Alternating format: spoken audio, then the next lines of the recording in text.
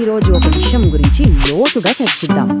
ఇది మనందరం తరచుగా చూసేదే, కాని అర్థం చేసుకోవడానికి చాలా కష్టంగా ఉంటుంది.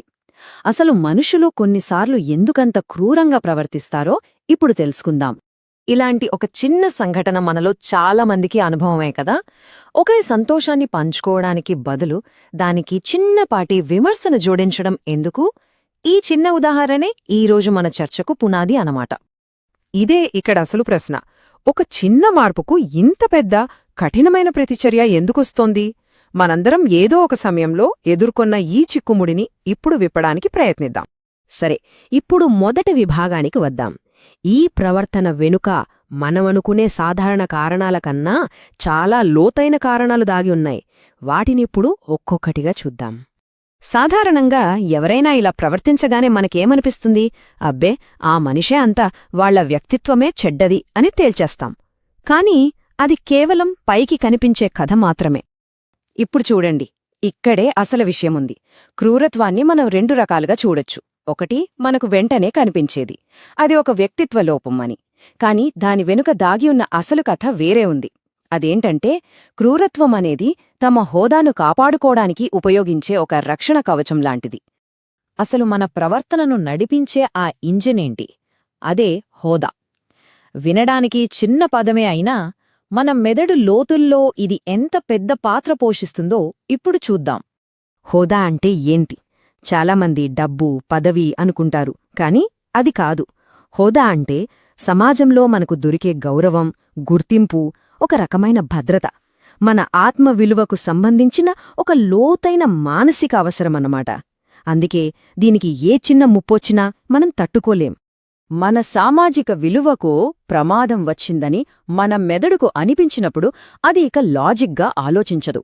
మన పాత ఆదిమ మెదడు మేల్కొని పరిస్థితిని తన చేతుల్లోకి తీసుకుంటుంది. దీన్నే ఎమోషనల్ హైజాకింగ్ అంటారు. అంటే భయం మనల్ని పూర్తిగా కంట్రోల్ చేస్తుంది. సరే, ఈ ప్రాసెస్ అసలు ఎలా జరుగుతుంది? స్టెప్ బై స్టెప్ చూద్దాం. మన లోపల కలిగే ఒక చిన్న గాయం బయటకు ఒక పెద్ద ఆయుధంగా ఎలా మారుతుందో ఈ విభాగం వివరిస్తుంది. చూడండి, ఇక్కడ 4 దశలున్నాయి. ఫస్ట్, హోదాకు ఏదో ముప్పు వస్తుంది, అదే గాయం. తర్వాత మన ఆలోచన విధానం మారిపోతుంది. వాస్తవాన్ని వక్రీకరించి చూస్తాం. దీనివల్ల మనలో మనం తక్కువ అనే ఒక భయంకరమైన అవమానభావం మొదలవుతుంది. ఇక చివరిగా ఆ అవమానం నుంచి బయటపడటానికి, కోల్పోయిన శక్తిని తిరిగి సంపాదించుకోటానికి క్రూరత్వం ఒక ఆయుధంగా మారుతుంది. ఆఫీస్లో ఇది చాలా స్పష్టంగా కనిపిస్తుంది. పక్కన వాళ్ల సక్సెస్ వాళ్ల గెలుపులా కాదు, మన ఓటమిలా అనిపిస్తుంది. వాళ్లను చూసి సంతోషపడటానికి బదులు ఎలాగైనా వాళ్లను కిందికి లాగాలన్న ఆలోచన మొదలవుతుంది. చూసారా, హోదా ఆందోళన మన ఆలోచనలను ఎంతలా మార్చేస్తుందో. ఇక ఫ్రెండ్స్లో అయితే, ఒక ఫ్రెండ్ ఏదైనా కొత్త హాబీ మొదలుపెట్టాడనుకోండి, వెంటనే నీకు ఇదంతా అవసరమా అని జాగ్రత్త అనే ముసుగులో ఎగతాళి చేస్తాం. ఎందుకు? తెలియకుండానే మన మధ్య ఉన్న సోషల్ ర్యాంకును మళ్లీ సెట్ చేసుకోవడానికన్నమాట. కుటుంబంలో కూడా ఇది కామనే. అన్నో తమ్ముడో ఏదైనా సాధిస్తే ఫ్యామిలీ డిన్నర్లో దాన్ని కావాలనే తేలిక చేసి మాట్లాడతారు. ఎందుకంటే ఇంట్లో ఎప్పటినుంచో ఉన్న అధికార క్రమాన్ని కాపాడుకోవాలి కదా. ఇక్కడ మనం అర్థం చేసుకోవాల్సిన కీలకమైన పాయింట్ ఇదే.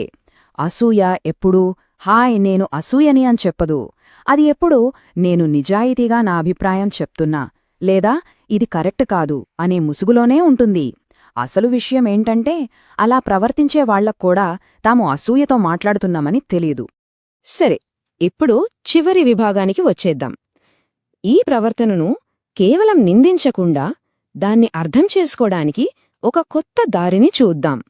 మరి ఇలాంటి తీవ్రమైన ప్రతిచర్యలను మనమసలు ఎలా చూడాలి, ఎలా అర్థం చేసుకోవాలి? దీనికి మనమొక కొత్త పదం వాడదాం.